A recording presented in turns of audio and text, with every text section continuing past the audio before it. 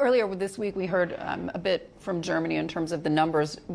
Not as bad as expected, to be quite honest. We've been talking so much about the possibility of recession, obviously, in Europe, what Germany's economy will look like over the next year or two as a direct result of President Putin's war in Ukraine, higher energy prices, et cetera, that need to diversify.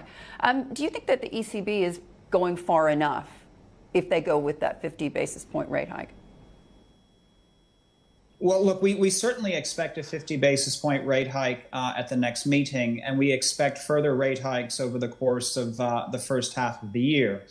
But your point is an interesting one, which is that we are seeing some signs of perhaps better than expected economic momentum in Europe. And we actually have recently raised our forecast such that we see, a marginally positive growth rate for the year in the broader euro area. Now, there's a couple of factors that I think are interesting. One, the big fear around an energy crisis seems to have subsided, especially with both oil and natural gas prices well off of, the highs from last year.